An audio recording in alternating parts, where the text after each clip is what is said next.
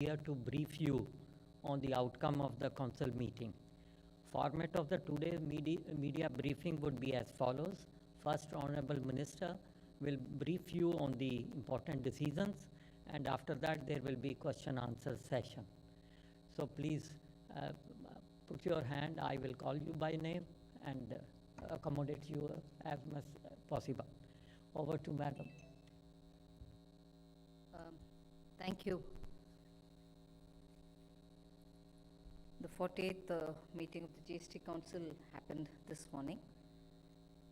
We had about 15 items on agenda, and even as we started, there was this request by some ministers from the states saying, could it please actually end at 1:30 because they had other committed business, and it was suggested that if any agenda is left over, we could carry it to the next meeting. And that was also sort of put to the House, and all ministers came in to say, we agree, we can conclude at 1:30 and take the agenda forward for the next meeting. So having agreed to end the meeting at any cost by 1:30, meaning smoothly, we completed 8 of the agenda points. And therefore, the rest would be carried on to the next, hopefully an in-person meeting. Importantly, of the 7 agenda that we could not take up today, the GOMs are also part of those 7 which we couldn't take up. There were 2 GOM issues which had to be discussed. One relating to the capacity-based taxation on tobacco and gutkha, and the other relating to the setting up of a tribunal, GST tribunal. So both these have not been taken up. So leaving aside that, in sequential order, about 7 agenda points were attended to, and one which related to data sharing was also taken up. So the meeting ended at 1:40, something like that, and we've come before you. I'll ask Sanjay and Vivek to get into the details of the decisions which have been taken today. And there will also be a press release which will be shared with you. Sanjay? Thank you, ma'am. As Honorable Minister has informed, basically we had 2 major agenda items, one related to the tax rates and the others related to some procedural and law related changes.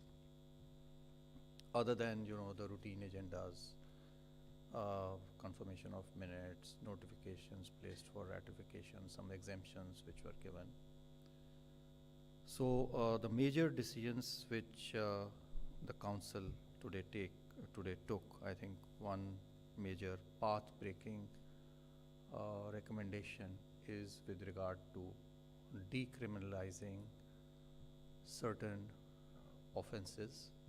3 kinds of offenses have been recommended to be decriminalized. They pertain to obstruction or preventing any officer in discharge of his duties, deliberate tampering of material evidence, failure to supply the information.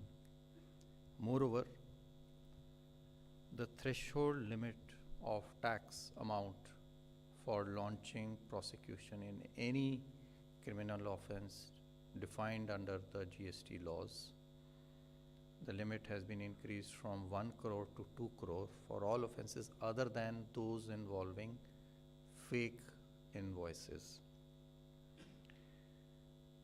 In the same line of reducing the workload of the courts, compounding amount has been decreased. Right now it is 50% to 200%, 150% of the tax amount. So this has been reduced to 25% to 100%. Certain decisions were also taken regarding rates. One of them is relating to husk of pulses, including chilka and concentrates, including churi, khanda, etc. This attracts 5% rate. This has been reduced to nil. Previously, when it was used as cattle feed, it was exempt, but when used as a cattle feed ingredient, it was being taxed at 5%. So this relief is being given. The other exemption relates to extension of the 5% tax on ethyl alcohol, presently 18%, for blending purposes. Already we had allowed 5% reduced rate for blending with petrol by the oil marketing companies. Now this exemption is being extended to the refineries as well. So this will further promote our efforts on blending and reduce our dependence on imported crude and thereby save precious foreign exchange. Then a number of clarifications were given, basically so as to provide clarity, because some tax authorities were assessing it at one tax rate, other authorities at another tax rate. I think it's a very good idea if such kind of circulars are issued on a regular basis. So in line with that, Council decided to issue circulars relating to RAB, FRIAMs, which will attract 18%, which are already attracting 18%, but just a clarification so that there is no doubt. Similarly, the cess, applicability of cess on SUVs, this was clarified, and certain clarification was also provided for the equipment and materials used by petroleum companies for exploration, etc. It was also decided to include supply of mentha arvensis under reverse charge mechanism, as has been already done for mentha oil. A major decision was taken today to facilitate e-commerce for micro enterprises. You would be aware, in the last meeting, 47th GST Council meeting, Council had decided to allow the e-commerce operators to supply the unregistered, the products of unregistered vendors, dealers, as well as composition taxpayers.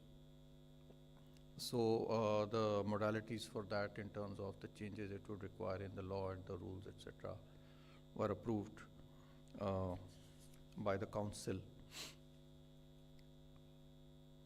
Then there were a number of other matters for relief and clarification for the taxpayers. One pertaining to the years 17, 18, 18, 19, as to how to deal with the mismatch of the invoices in GSTR1 vis-a-vis GSTR3B. So that will further help in the administration of tax. Another clarification pertains to the no-claim bonus, which is offered by the insurance companies. So it has been decided to clarify that this will not attract any GST. No-claim bonuses, as you are aware, offered by insurance companies when the insurer does not claim any compensation under motor insurance or any other insurance.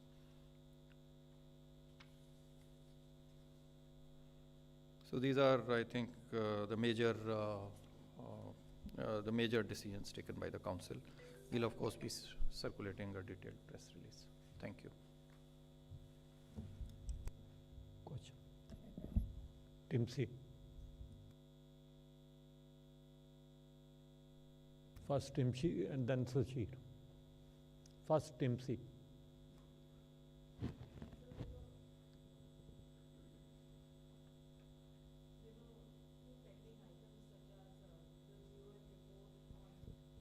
gaming and casinos, that was much awaited because in the last council meeting, it was said to be on the agenda. But was that there on the agenda? Has the report been assessed? Are you planning to take that up in the next meeting? And also on tribunals, as ma'am said that it could not be taken up this time. If you could give broad highlight points of the GOM report as to what has been suggested by the GOM in terms of appellate tribunals, because that is a step which the industry is looking forward to. So insofar as the first report that you mentioned about casinos, etc., and online games, that was received only a couple of days ago, so there was not much time. Even if we had circulated it, the honorable members of the council would not have got time, and so that's why we have decided we did not circulate it. So it was not part of the agenda of this particular GST council meeting. Insofar as the second report, GOM report, that could not be considered because of scarcity of time, as the Honorable Minister has already pointed out. So that will be discussed. I mean, this is an internal report. Some formulation has been suggested, keeping in mind the various pronouncements, legal pronouncements, judicial pronouncements in this regard, how to amend the law, but it could not be discussed. I would not be able to go into the details of what has been recommended. Shachir. Good afternoon, ma'am. Ma'am, inverted duty structure is one of the biggest concern, and textile that was deferred on January 1, and you announced that GOM on rate rationalization will give the recommendation on that. So, and there are some other items also like fertilizers and some other items. So, can we expect some decision in next GST Council on IDS, ma'am? I can't say anything at this moment because the GOM's report itself has not reached us yet. About rate rationalization, is the broad category you're referring to? Most of the items are with the GOM. If there are others, like for instance, if there's one item, I am going to deal with it separately, am I not? Will have to be decided. At the moment, there's nothing that we're talking about. Yes, but they needed more time. Meghna. Ma'am, the threshold for this GST prosecution has been increased and there is decriminalization also. By when will it come into effect? And secondly, on the GM and online gaming, though it was not taken up today, my just question is that though there is no consensus because the GOM has said that there is no consensus amongst the members even after so many months, how do we intend to take it forward at the GST Council? Well, first of all, I'll have to circulate it, the report which has been given. Then, when the council meets, it certainly will be discussed threadbare, and whatever evolves will have to evolve in the council's meeting then, when it takes on board the council's report, the GOM's report. So taking it forward for me would mean that I first circulate it to all the others as well who are not part of the GOM, but nevertheless for all the members of the council it will be a fresh scent for them to have a look at it, and then a date will be fixed for the council wherein hopefully all the members will talk about how the report has come about and what is it that we have to do further. So that's the process in which I have to follow. Sanjay, you want to say? We will be getting it in the finance bill. So as and when, all the states and the center are able to get it through, it will, so it will take time, as you are aware, because everyone has to actually get their own laws passed through their respective legislatures. 105, Nick. Ma'am, there's been some clarification issues on SUV cars as well. Could you please explain what was the earlier issue and what has been clarified now? What's the treatment going to be now? As it is what has been issued, in fact, that gives me an opportunity to explain and put forth one thing right up front. In this council meeting, there has not been any tax increase on any item. Everything that has been done is to issue clarifications where ambiguity of interpretations prevailed. Like even the issue of rub, which is the juice extracted from sugarcane, which after that, when it goes into the machine of the centrifugal, whatever, churns out molasses. But the juice prior to going into the machine, what UP calls as rub, was a subject of ambiguity prior to today's meeting, where one state issued for rub producers a notice saying, why can't I tax you, because that is molasses, whereas that person would say, no, it is rub. So such kind of situations have all been gone through by the Fitment Committee, and in this meeting, if there is a one dominant feature, it is on very many such issues we have issued clarifications.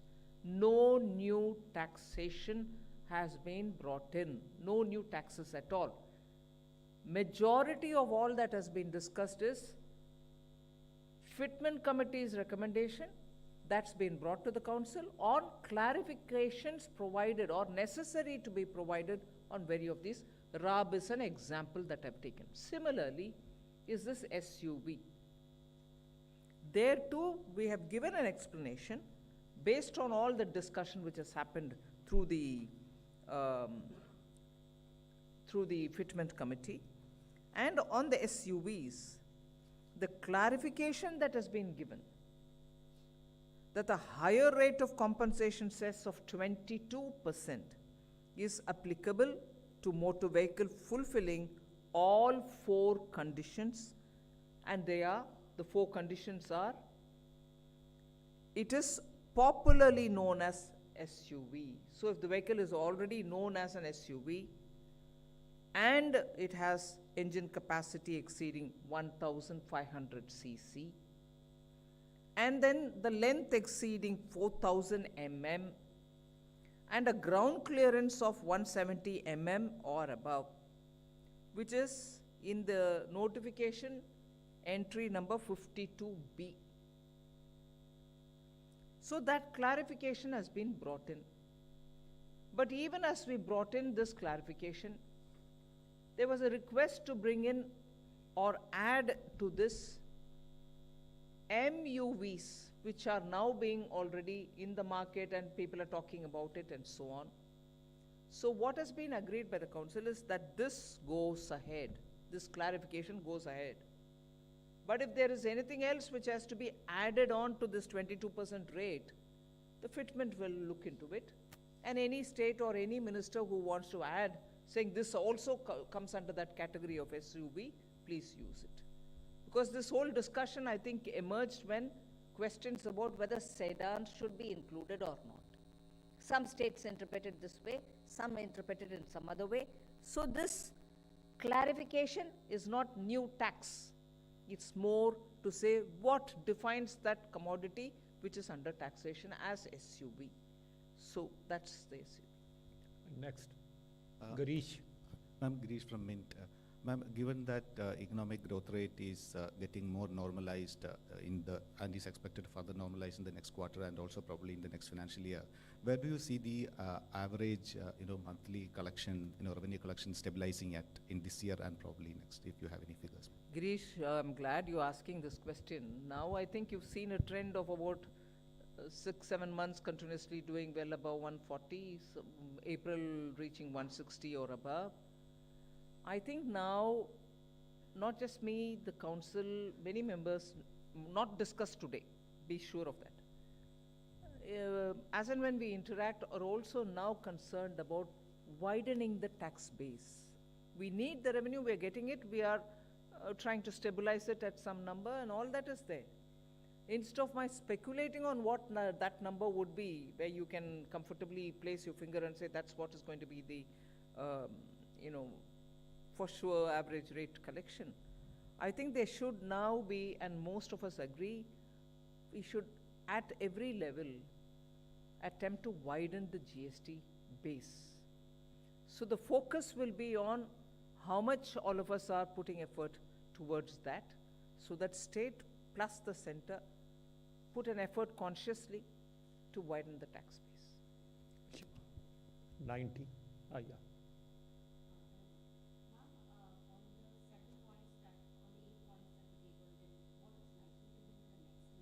No, 15 were tabled. 7 plus 1, 8 were taken up and sorted out. And the tribunal, the 2 of them are very important. So they will be taken up.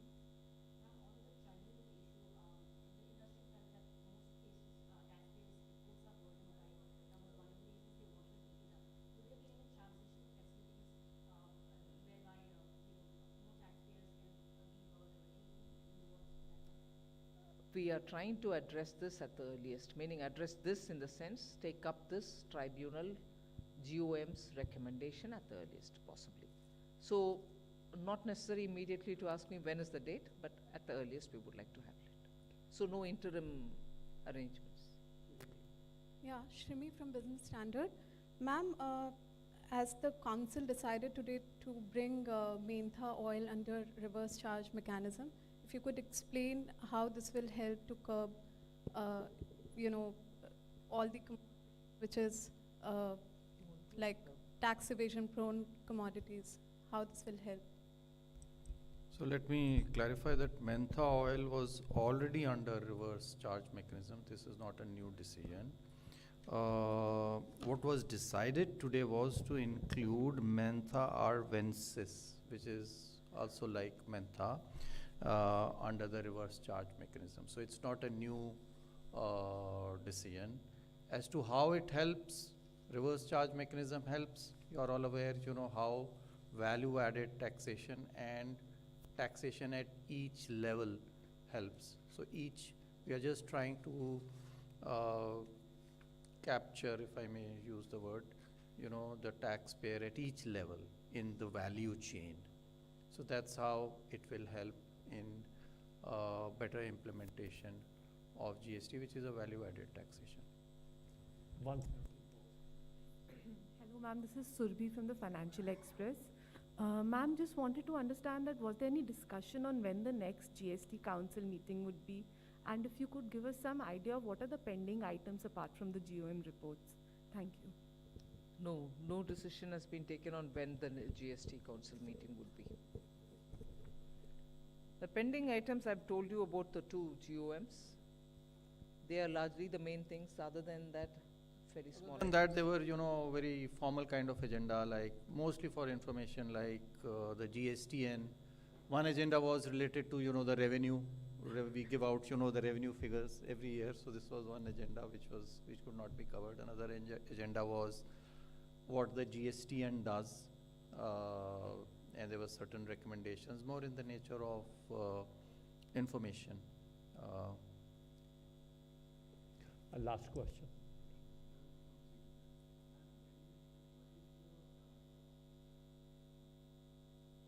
What is the consideration for the no bonus claim on insurance? What was the industry demand and what was the discussion in the GST Council for no bonus claim on insurance? So see what. Yeah. Thank you, ma'am. So the issue was whether no claim bonus is to be included in the taxable value or not. And there were some disputes around that. What the council has today clarified that no claim bonus will not be includable in the value and therefore it will not be taxable. Sir, Rajiv Dainik Jagran से sir एक चीज clarify करना चाहते हैं, fake invoice को डिक्रिमिनेशन से बाहर रखा गया है या उसी में है? Fake So you already had, you currently have a limit of 1 crore in law for, beyond which only cases are recognized as, attracting criminal action. What was proposed to the council and what came out of the discussions was that the limit will be enhanced from 1 crore to 2 crore now. So cases involving a tax amount of up to 2 crores will go out of the purview of criminal action, except cases of fake invoices, because it was felt by the council that we still have cases of fake invoicing, and until we are able to more squarely address it over a period of time, the current threshold of 1 crore should be retained. So the present threshold of 1 crore has been retained only for fake invoice cases. Others have been decriminalized, and up to the threshold has been raised to 2 crore.